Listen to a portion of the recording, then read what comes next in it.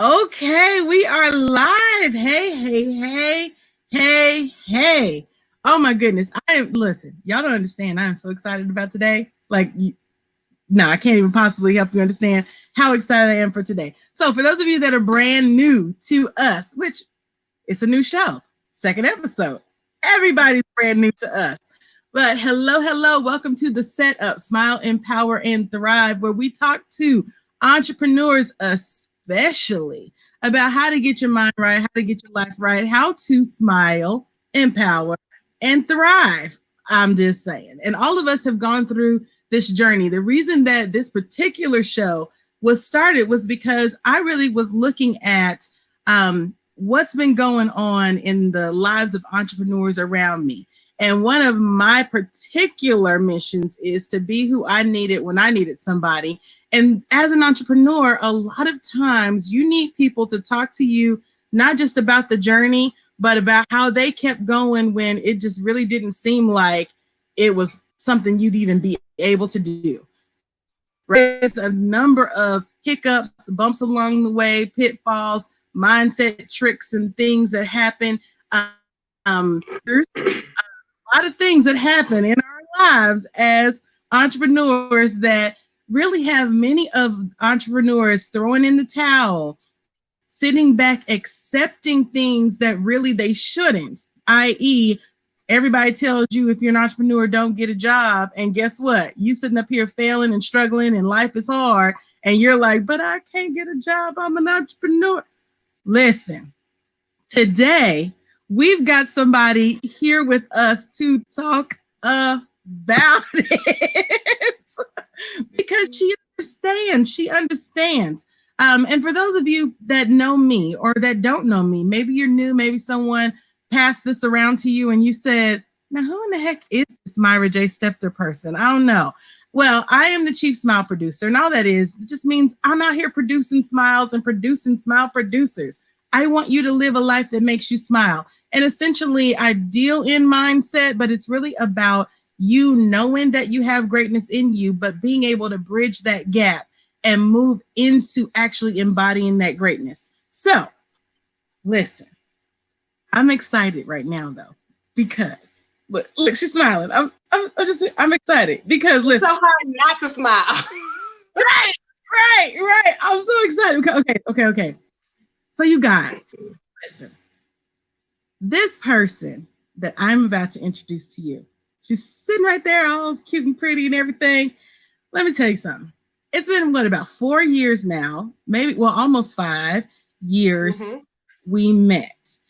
And we met writing books, like just the most random thing, met writing books, decided that we were going to push forward with an idea, with a thing that happened. We met a crew of people, and I happened to go to Atlanta for a book signing with a group of folks, and there with the group of folks was Glendora Divine, right?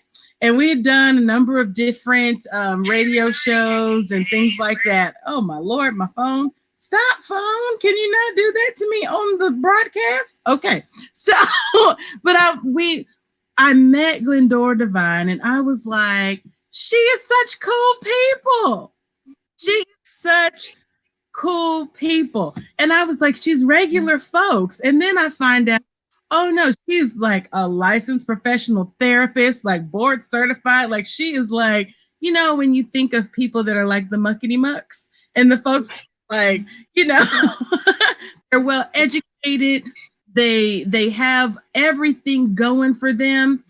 And then you're like, but she's regular people. Like she's real, tangible. And then I think about a lot of therapy counselors that I've met over the years, and some of them really do get kind of high and mighty with themselves.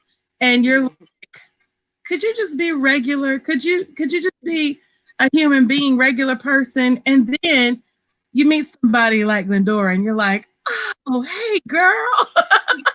Hey. Hey. So listen, guys, what I do want to do is like I've been doing, I want to read her bio. And I know what usually happens when people read bios, you sit back and you Oh my God. Who you talking about? Who you talking about? Who are you talking about? Who is that? But listen, Glendora Divine, first of all, this last name, we'll get into that too. Right, Glendora Divine has been a nationally accredited licensed counselor since 2007. Listen, she's been doing this thing for a minute, okay? She knows her stuff. All right. Where in 2010, she founded Divine Systems Georgia, where she provides therapeutic and professional counseling services to families and individuals. Glendora received her master's in psychology at South University in Savannah, Georgia in 2007. She was a trainer for Georgia's commercial sexual exploitation of children program in 2012. She has been a certified sex offender specialist since 2015, working with both juvenile sex offenders and sex crime victims. Since 2014, she's been a speaker to audiences of parents, professionals, and children on topics that help them determine their vision and improve their communication patterns. Glendora's passion for helping others can be heard and felt as she motivates, encourages, and inspires her audience to find their purpose in their life and walk in it. She's available to speak at your companies, your churches, your organizations, including your city, your government entities. And since 2011, she's volunteered for the Wounded Warrior Program, Given Hour, and at local public schools, encouraging healthy mental living, family safeguarding, and reliable community connections. Listen, you guys. First of all, I need like the crowd sound in the background. It could be like Glendora Divine, and they could be all of that. Thank you. Thank you. Oh my goodness. Hey. Listen, I said it already, but I am so excited to have you on the show because as you know, I've been in your inbox, I've been on your pages. I'm always hashtag Black Love anytime I see anything. I appreciate that too. I do. I truly appreciate it. Like you guys, you know, people are always like relationship goals, couple goals. I'm like, y'all need to do a relationship symposium and be like, look, this is the real over here. Some days it's happy, some days it's not, but every day we put in the work. Yep, we put in the work every day. So let me, I've read the bio, but let's go back to the beginning of Glendora and decide that you were going to work in mental health. What made you choose that path? Because let me say this. My first major was psychology, and then I met some crazy people.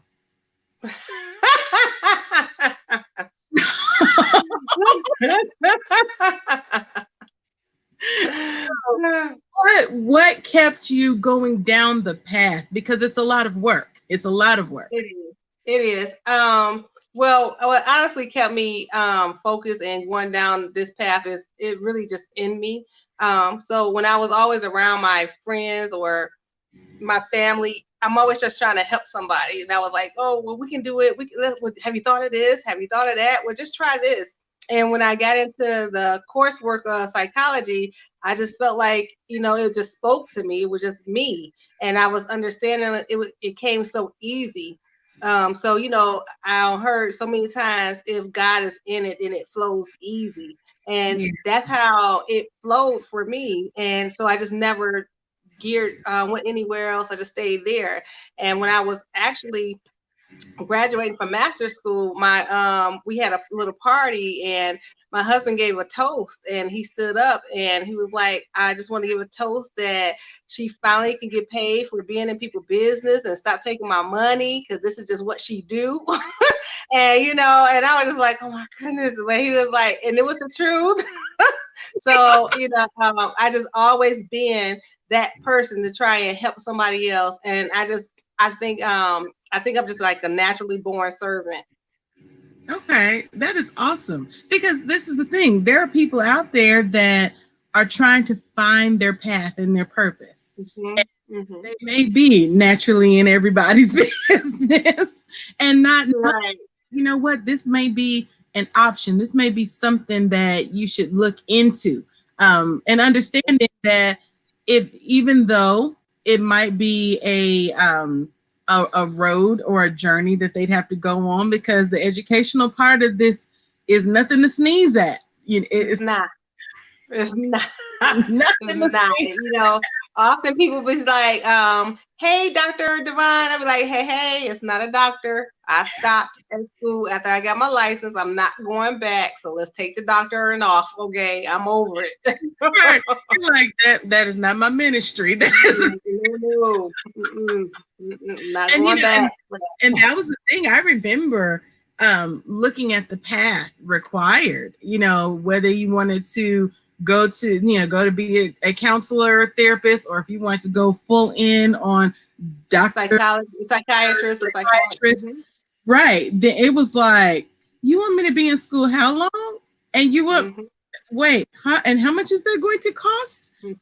And so you have to really be first of all, you have to know what direction you want to be in, because it's not like you stop short. You stop where you were supposed to stop, and because thing that you love, that extra part of it, that wasn't your ministry. That's right. And you're like, and I'm fully okay with totally. in the psychology and being right here, because there were things that you wanted to do with your life besides be in school trying to figure out if you want to strangle somebody yourself.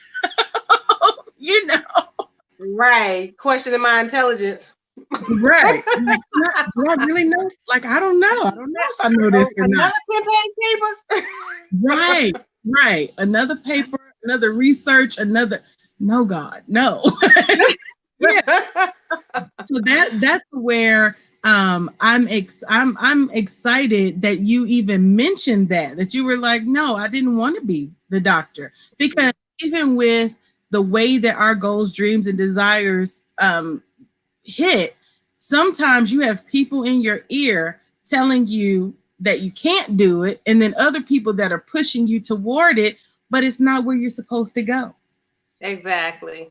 Had this was 2007, you would have still been possibly in the process of the doctor, right, because it really wasn't your thing, and that makes it take longer, and that makes you out more. So I know you probably deal with people regularly and have conversations about, listen, let's find your purpose and work in that. Right. And then look at how you discover your purpose. Yeah. Even reading your bio, I'm like, she's over there saying she's a counselor. She's a life coach over there.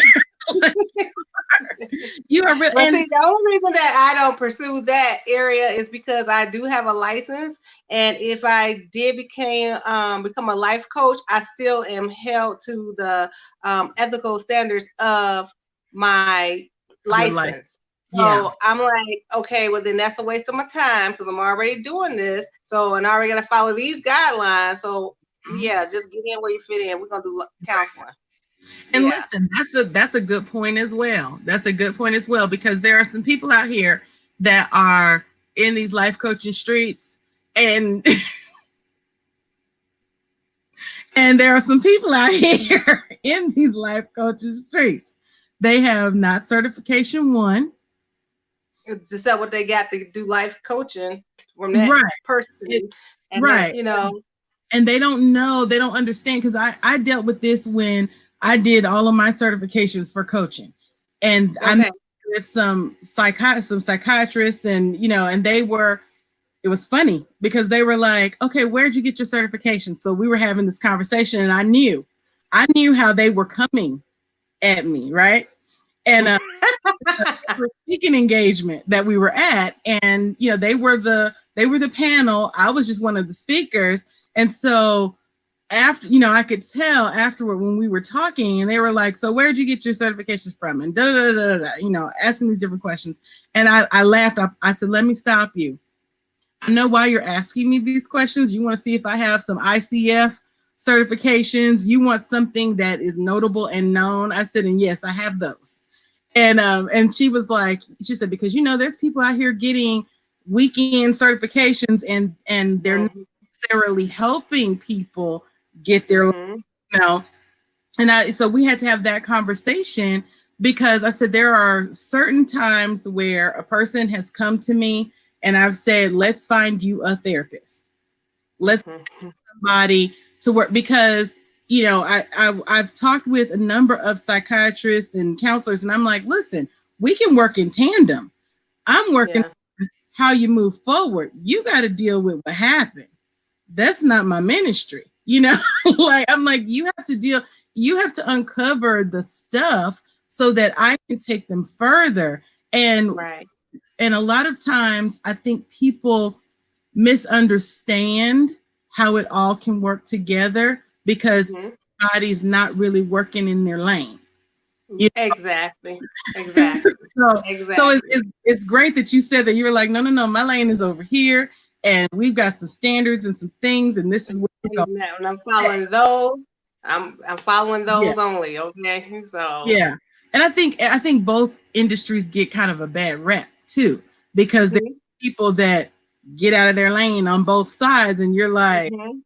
oh Lord, like, come on, y'all. So let me ask you this. How do you stay empowered and motivated to keep doing what you do? Well, my husband, as far as therapy, he says basically that I eat, breathe, and do therapy. Okay. Try to be correct. Right. Politically You correct. are But still trying to be PC on here. okay. Okay. So and it's true. So how do I stay motivated? Honestly, clients motivate me, people motivate me, clients, because it's like almost every time that I get down, a client will come around and say, you really helped me. I'm doing what you told me to do. It worked.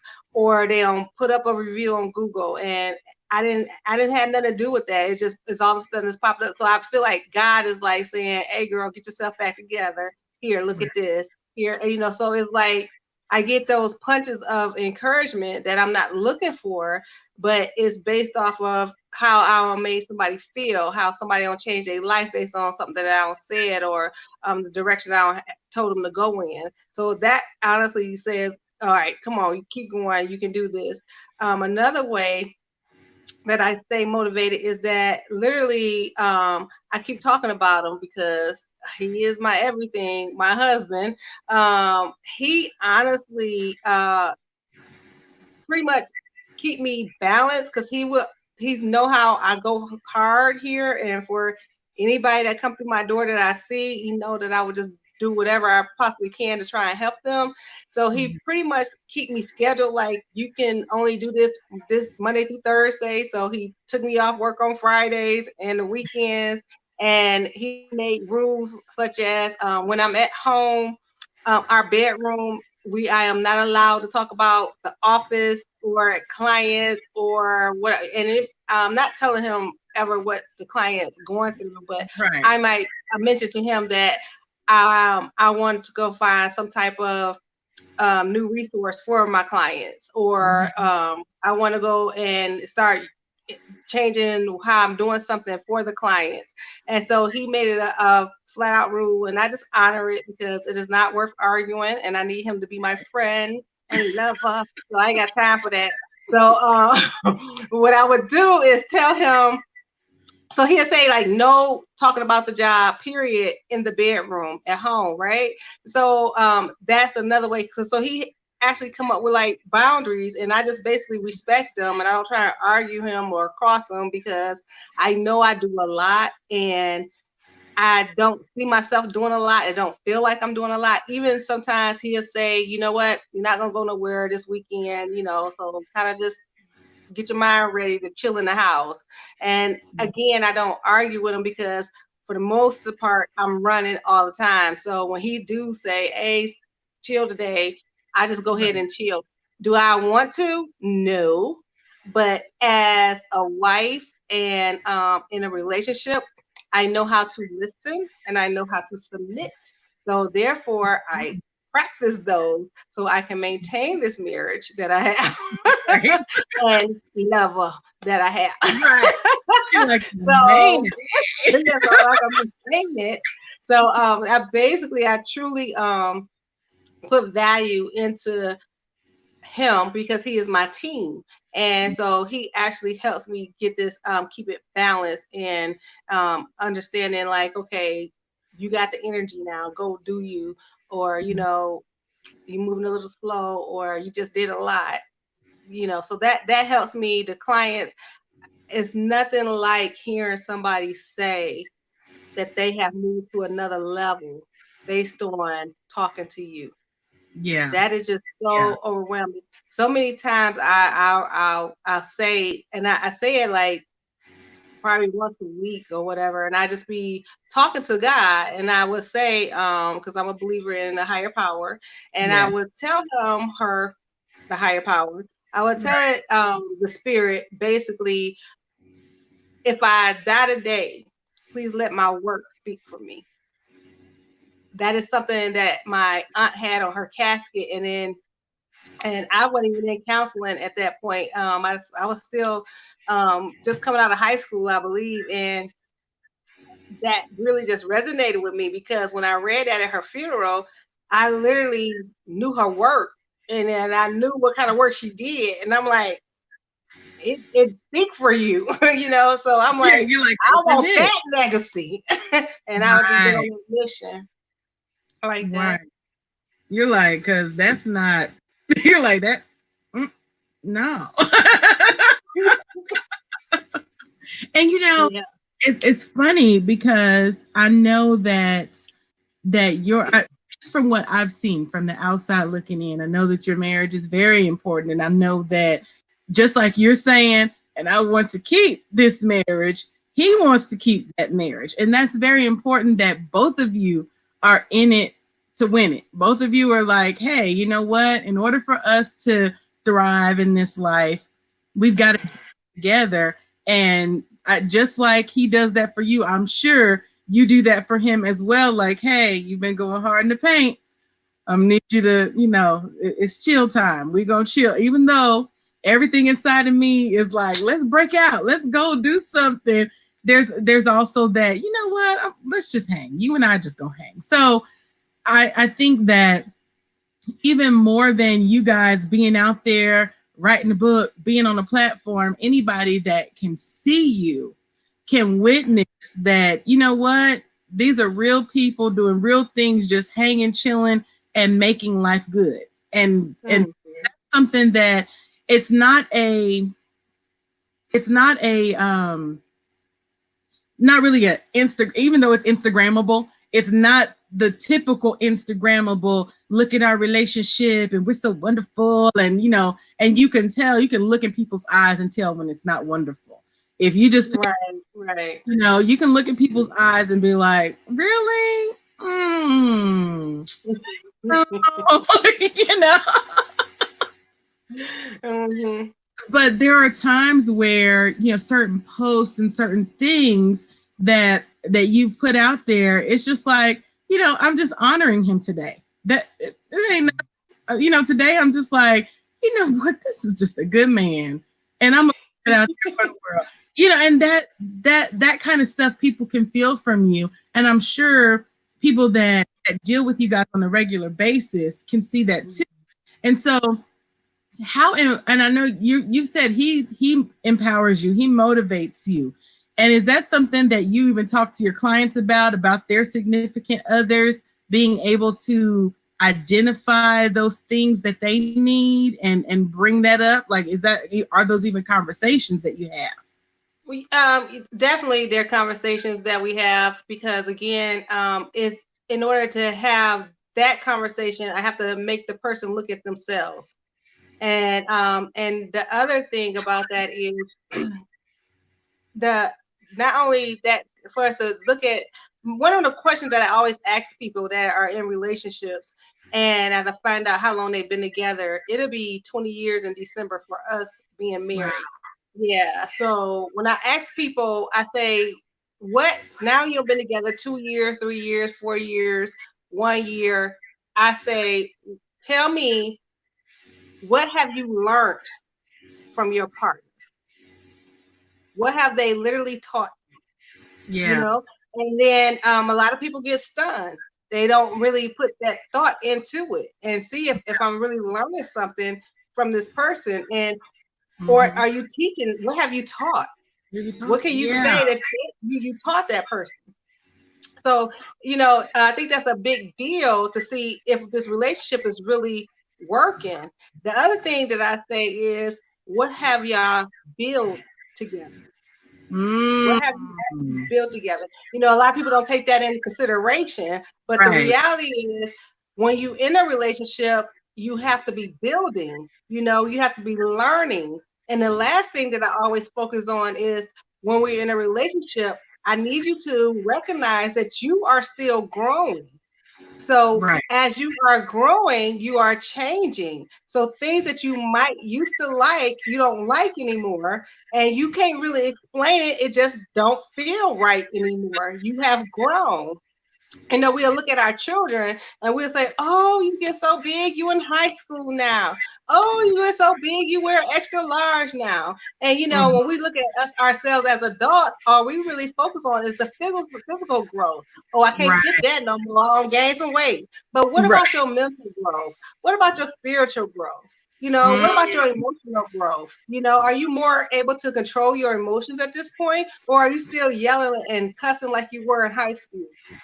Right. So I say, what have you actually done that you can say that you are improving? Because the key part of that is like once you realize that you have changed and you can't handle something no more, you don't like the way they're talking to you no more, but it used to be fine.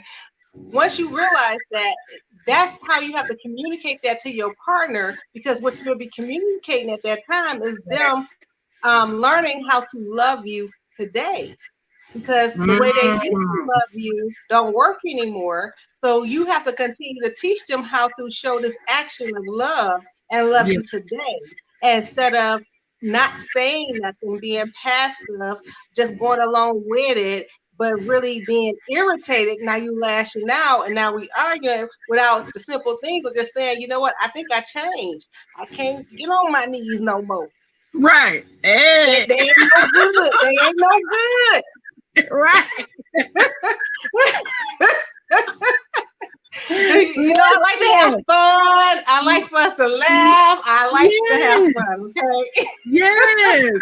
But that's real. That is so real. It's like, listen, that thing I used to do, I ain't gonna be able to do. Yeah, and then you don't tell them, and then next thing you know, now you got an attitude. You're Right. half doing it because you're thinking about it. You're in pain. You don't want to You're do in it. pain. Right. When And you could then just avoid that and taught them how to love you today, because right. that's how they loved you 10 years ago. But now you don't hit them 40s. You can't do all Right. that stuff no more. Can do all that That's right not now. some new Yeah. stuff. But see, Right. again, that's that whole communication part. You gotta be willing to actually look at yourself and say, what have I have changed? Where have I changed? Where have And I changed? then be willing to communicate that and see if to my partner, hey, this bothers me at this point. Is that going to be a problem with you? And if they say yes, well, that's a problem with me. Then at that point, well, what are we going to do to compromise or negotiate? Right. Because this is some unconditional love here. This didn't come with no condition. So how can we go ahead and compromise and continue this conversation so we can continue building and growing Yes. together? Yes. And that's a Hmm. huge thing. You keep saying we've got to have these conversations. And there's so many situations where people that is a life skill that we just don't have anymore. Well, not even anymore. Unless you've actively worked on it, it's never really been a thing because And that's the truth. children should be seen and not heard. Um, wives would, the husband would come in, bark some orders, and the wife would be, okay, let me go over here. Yep. You know, Hmm. and there was no Yep. conversation. And then now everybody's thumb thugging it. So we don't understand inflections and tones and any of that. It's Body language. body language, right? Like I tell people all the time in my coaching business, I do video calls because I gotta see what you're doing. You know, Mm. for the Mhm. years, I'm very good at hearing things on the phone, like hearing your Mhm. voice. I'm like, how are you doing? I'm fine. Oh, no, no, no, you're not. Hey, mm. And I do that with my friends and people that I know, where I'm always listening for what's the truth underneath what you're saying to me. But Exactly. again, we don't spend enough time. We're so busy worrying about what's the response I'm going to put out there that we're not even listening anymore. We don't understand the art of conversation at all. And I can't. I've got to stop saying anymore, because there was never a this was an end thing for it to even be an You end. know what, Myra? I tell people that honestly, I feel like we were raised aggressive. We was taught the only communication style of aggression. Yeah. We wasn't taught assertive communication, and Mm. that is why um, my whole journey with trying to leave a legacy is really to try and teach people how to talk better, how to families teach families how to talk better so they can leave a legacy, so somebody do listen, pick up what they're putting down and carry it on and be Listen. proud in their name. So I actually just created some online classes on my website, and it's called Just in Time. Is the page that you can go on. There's an array of classes on there, and I'm going to continue to add to them. But all of the classes are about how to talk to your family. So one of them is about diagnosing. I'm like, once you get diagnosed with something, how do you go back and tell your family that you've been diagnosed with something and get them to support you instead of sympathize with you? Right. And how do you get them to actually, understand and help you get through it? And how do you help them get through it? So that's one of the classes. Another one is called Time to Talk About Sex. You mentioned earlier when you was reading my bio that I'm a sex offender specialist, and I only Yeah. work with juveniles. And the thing about it is we're not talking to our children about sex, other than just don't do it, and you're not supposed to be doing it. But in reality, in Ooh, middle school, it is saturated with talking about sex, and the kids right. are using each other and social media to try and understand what they really are hearing. And Right. so what I did was create and these are little short classes. So another one, and it's really about how it's 10 ways to bring up this conversation, not only to bring it up where you really need to have it so it actually resonate with the person that you're talking to, and how it can be easy and comfortable if you start it in the structured way, if you have this in a structured way. So it's really important that we really do communicate, but communicate assertively and stop with the aggression. Another thing I tell couples, that when they come in here, I say, it's almost like we go to high school, we leave high school, but we continue to talk like we're in high school. I Yes. said, Yes. so I said the way you talking to each other is just some high school crap. I said, Yes. this is not adult talking. It's not anyone that's really allowing someone to give you feedback, take constructive criticism, be assertive in what you're saying, and be respectful of somebody else's opinions to disagree. I said, Right. so let's stop all the high school stuff, and which is the petty behavior, the blaming, the pointing the fingers, the tit for tat. I said, can we just like get to a place where we say we're not in high school anymore, Right. so we don't have to do this? Can we So agree and to so disagree and move on? yeah, so I end up challenging them to again go back and look at yourself and how you are reacting, how you are responding to this person, because that is the key to changing the other person. I Right. also tell parents, because I also for the past I think 5 years been speaking at the Fulton County Scare Straight program in Atlanta, Georgia. Wow. And when I speak there, I speak only to the parents. I don't speak to the children. So after they come in and they get the children all lined up, they'll take the children on to the jail and to the court and show them around the court, and then they go over to the jail and do the experience over there. But the parents are left there to hear from somebody like me. And what I will always start off with, if you want this behavior to change that just been described in your children, the reality is you're going to have to change too. Yes. And a lot of them, you know, they receive it, but you know, you get some that just won't receive it. But the reality is, if you don't like how somebody is treating you or reacting to you, change how you are responding to them, then guess what? They're going to have to change how they're reacting to you, because you didn't do what they are used to. You didn't do what they expected. You did Right. something totally different that they wasn't expecting. So try that and see what happens later. You know, and if you are consistent, they have to change because it don't work for them anymore. Right. They're not getting the same response. I learned that lesson. It's a very crazy way I learned it. I learned that lesson when I was working in youth ministry. I was in my 20s and I was one of the workers. And this lady, she was a principal. She, you know, matriculated all the way up through from being a teacher to, you know, being a principal. And when the kids would get really crazy and rowdy, and everybody would be like, y'all be quiet, y'all be quiet, y'all be quiet, she would get up in front of the room and she'd say, hey, I need you to be quiet. If you can hear me, clap your hand. If you can hear me, clap your hand. And she would start saying it lower and lower and lower. If you can hear me, clap your hand. If you can hear me, clap your hand. And so, of course, the people in the front of the room clap. If you can hear me, clap your hand.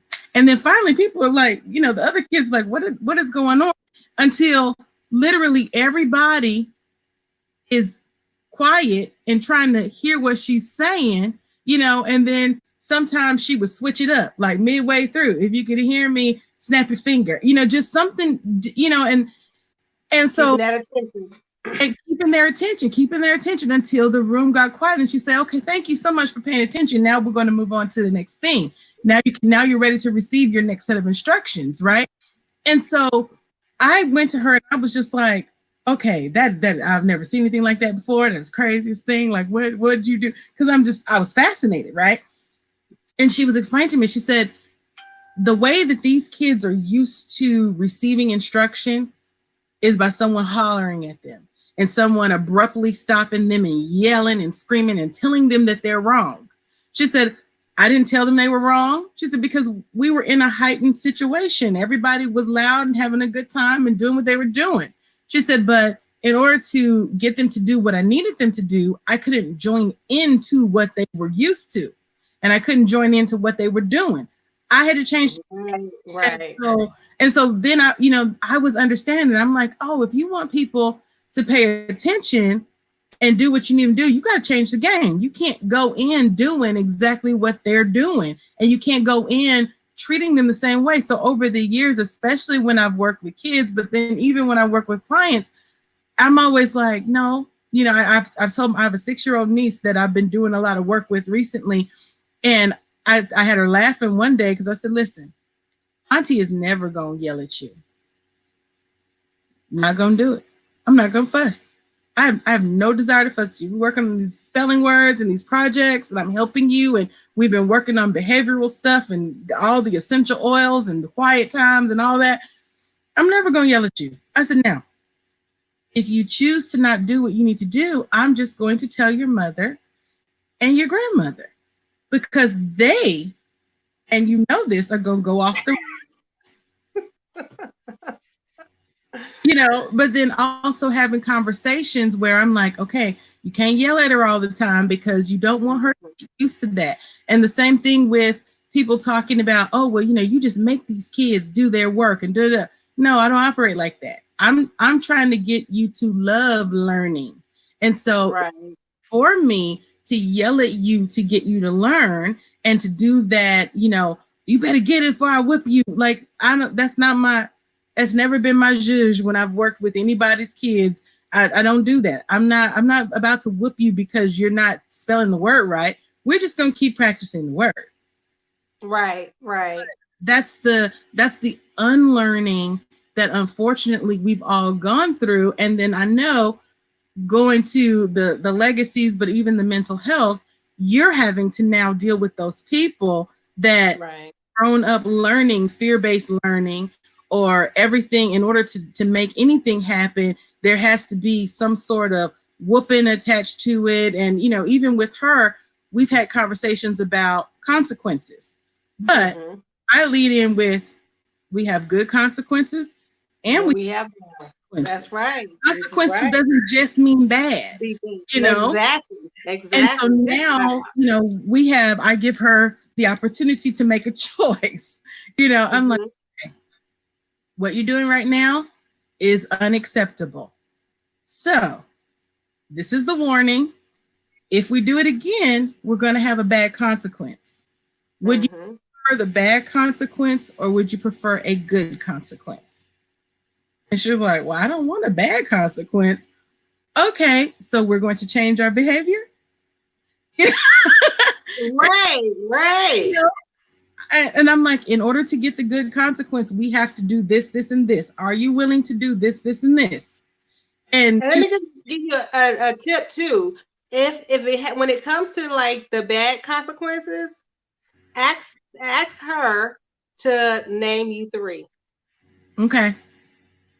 And you will be surprised that when the children are first made to acknowledge that they were wrong, so you get her to say, well, what was the problem with this? Why I'm upset, or why am I disappointed? And then they say, you know, because I scribbled all over my paper and didn't write my answers. I just scribbled, you know, clowns. And you say, yeah, so, you know, that's disappointment because now your paper is messed up and we still got to turn this in, right? So that's you know, you're getting in trouble, right? Then they're like, yeah, okay, so what do you think your consequence should be? You will be amazed that they will literally give you 3 good ones, and that they really don't want to happen, but they know I was wrong. So my phone, I can't watch TV. I have to go straight to bed after dinner. They would tell you, you'd be like, yeah, let's go with number 2. And then she did give me the phone one. She was like, so am I going to get my away? Yes, child, you're going to get your phone taken away.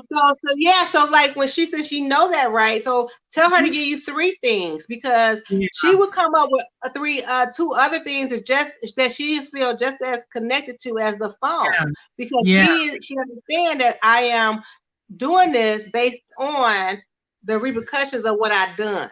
You see what I'm saying? So you teaching them at that point to basically whoop their own self, you know, and basically be able to acknowledge and accept that they're wrong, and you know, and be accountable for themselves. So, you know, too many times when we don't have them repeat it themselves and we just go ahead and punish them, they feel like it's not justified. It wasn't right. You know, we did too much and all this other stuff. But when you involve them in it, it's more of, well, you know, that's fair. You know, yeah, I was wrong. And then also it saves you from trying to do the yelling and the screaming and come up with ideas. And also I tell parents too, if you take that option and you tell the child to get name 3, it doesn't necessarily mean you got to take any of them, but it still gives them an opportunity to be accountable for what has happened.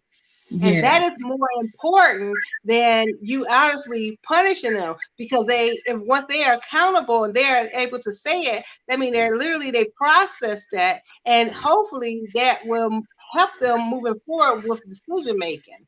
But when you don't get to process your own mess and you just get yelled at or whatever, you don't really think, well, I really didn't do nothing wrong. You start to minimize it. You start to rationalize it. You know, you blame other people. So in order to kind of cut that down, you make them repeat, what do I have a problem with right now?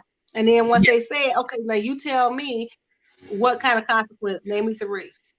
You see? And then that starts to help them say, well, we ain't doing this no more. Right. We ain't doing this no more. That's one of my little tips that I like to give parents when that's a good one. That is a great one, actually, because I know there are a lot of parents that need help trying to figure out how to break the cycle.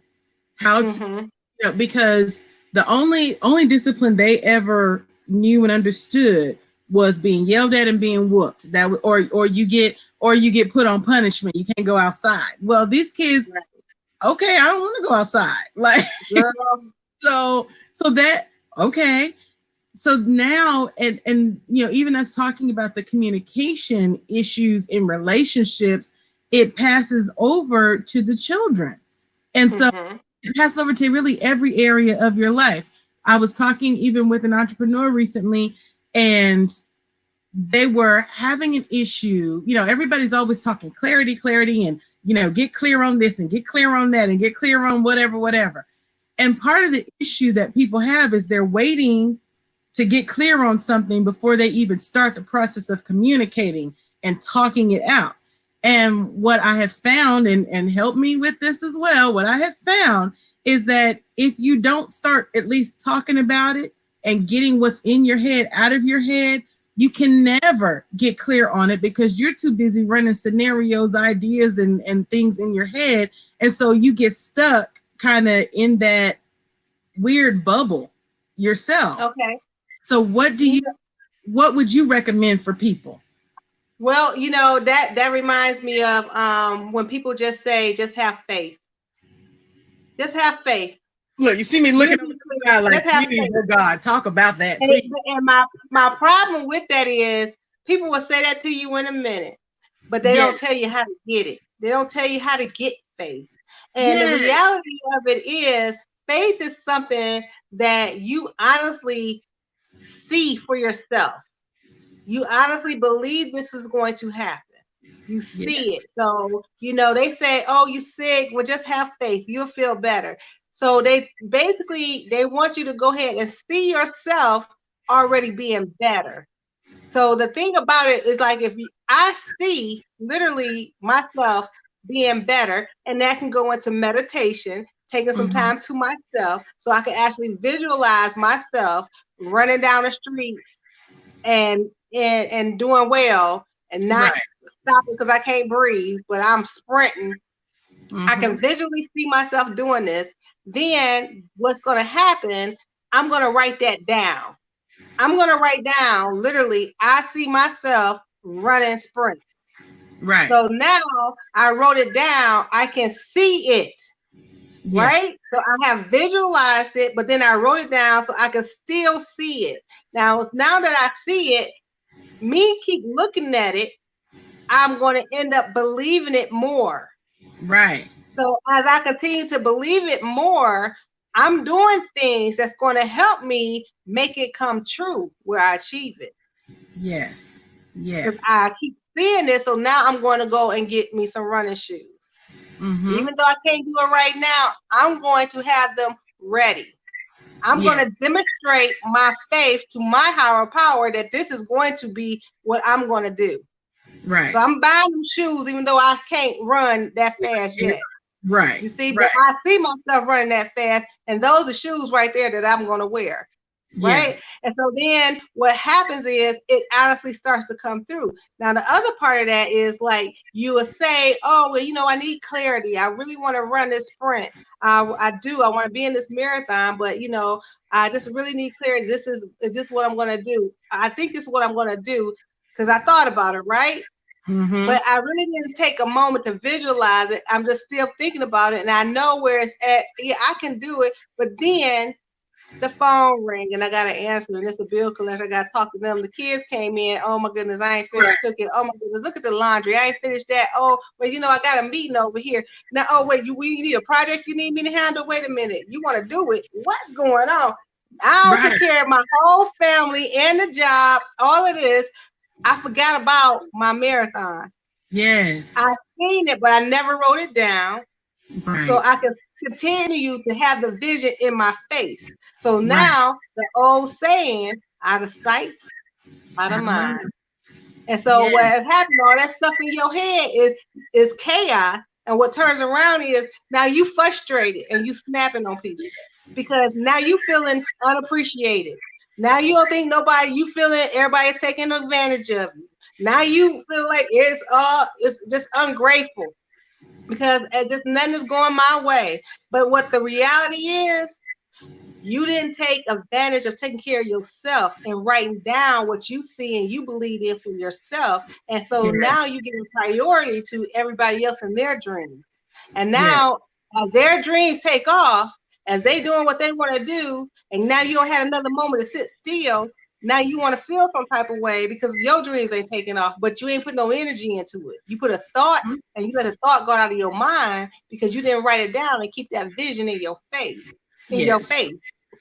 And Yes. that's how I be feeling about And things. look, and then it rolls into, why is everybody so angry? Yes.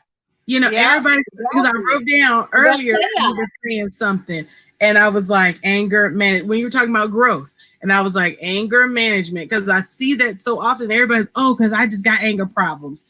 If you go to, you need a therapist. If you got Because anger, it's a choice. you gotta That's a deal. choice.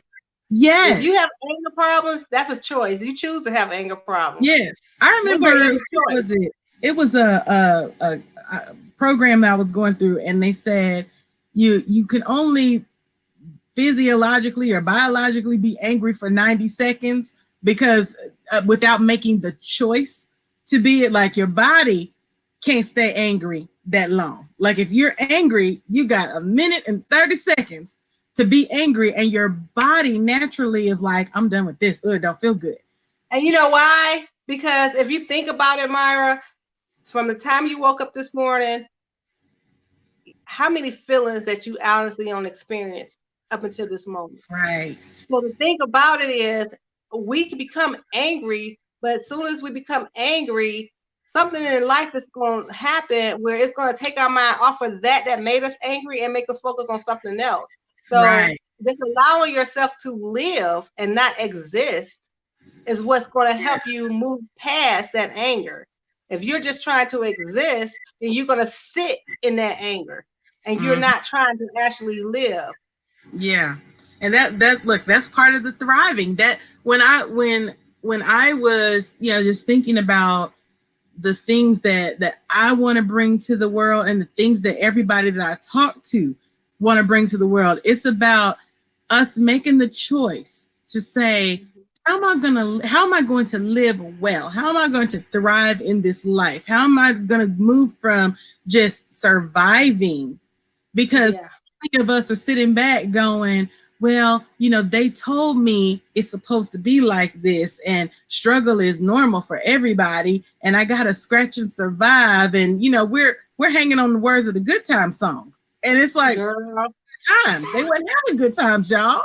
They was worried about spoiled meat and Cabrini Green falling down. Like that wasn't good, Right, right. you know. And so somewhere along the line, I want us to even be able to impart to people, like, hey, listen, you've got to figure out what it is that helps you make this choice daily and live well Yeah, daily. And that also means go talk to somebody, go get help. There are some things that you've got to get out of your head, some programming that you got to unlearn, some ideas that have to be reset, because even when we talk about the legacy that moves forward in our lives, the things that you are holding on to get passed down to your relationships, your friendships, but even your family.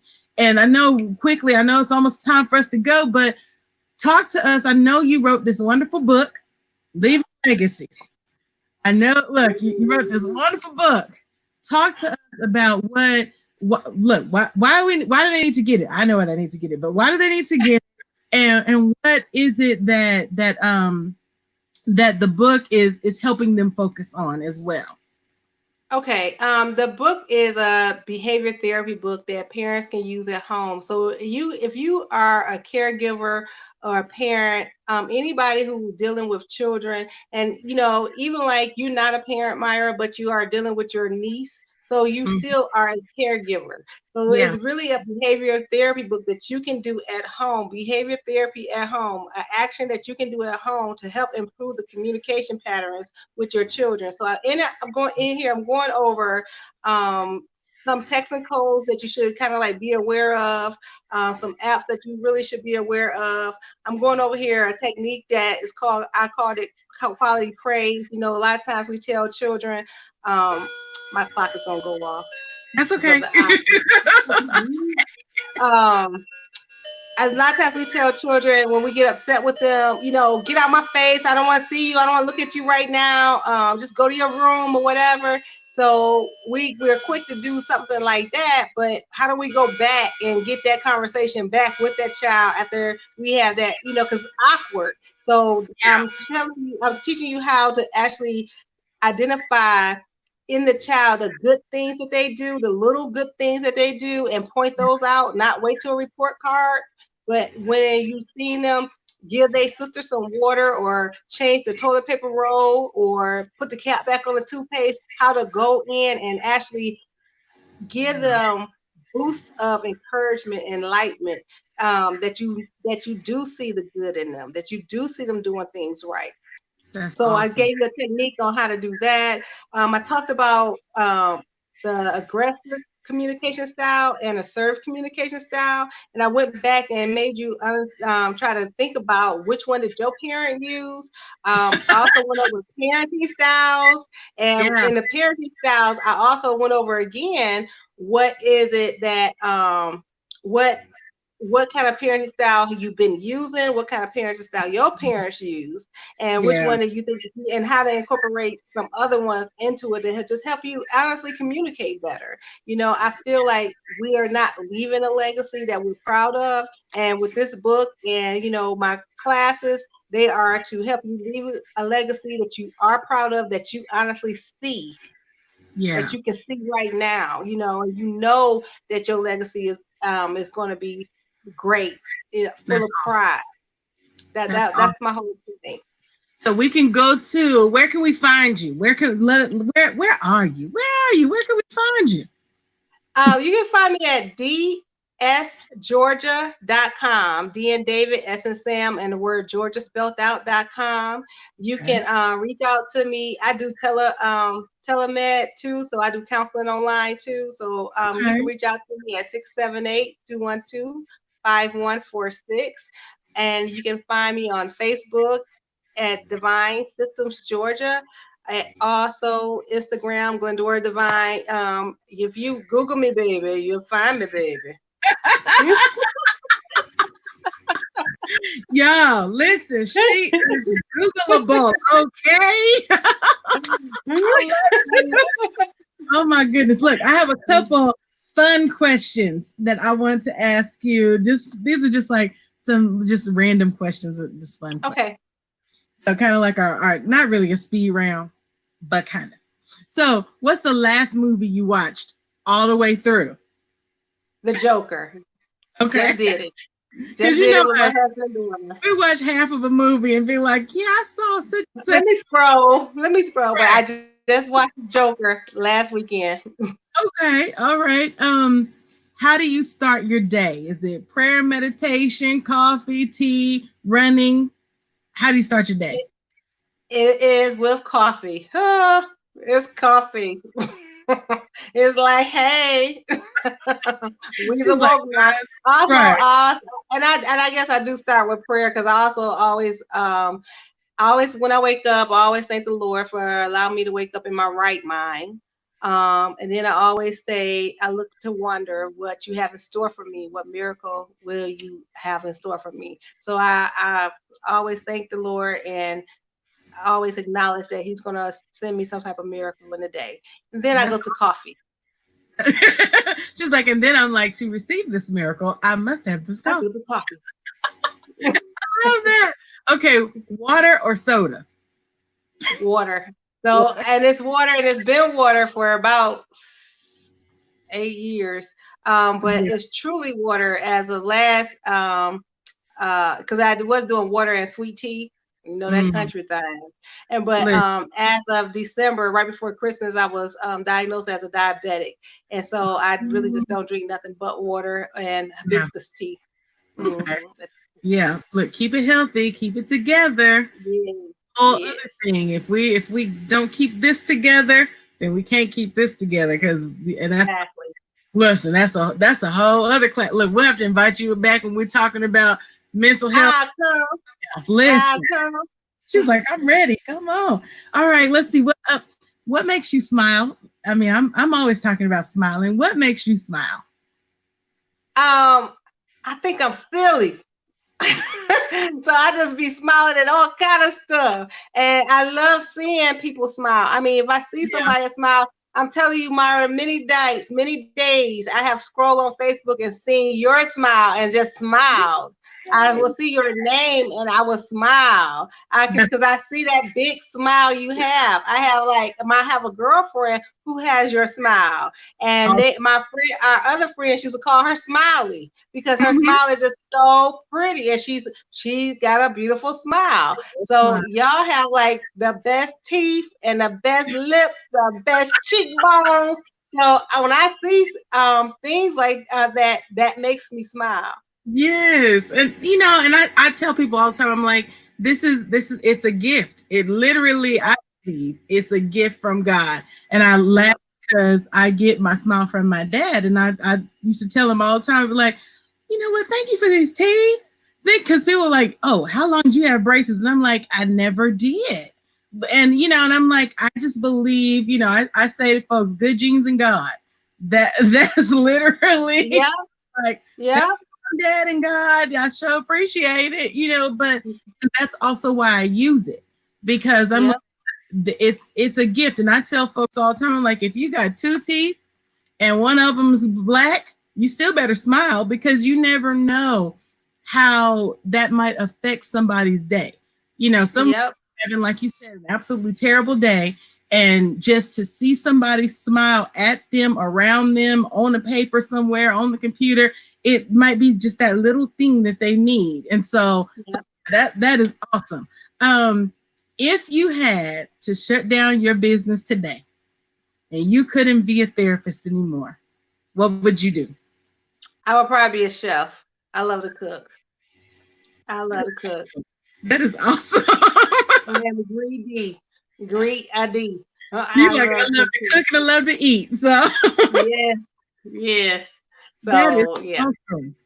I love asking people that question because a lot of times we are so passionate and we go so hard in the thing that we do and that we're good at that we forget the other things that we love. And yeah, so that's all. So just to get people thinking, like, what else do you love? Not so much yeah, to fall back on it, but if it all went away today, what else could you be passionate about? Because we always have yeah. that other thing inside of us.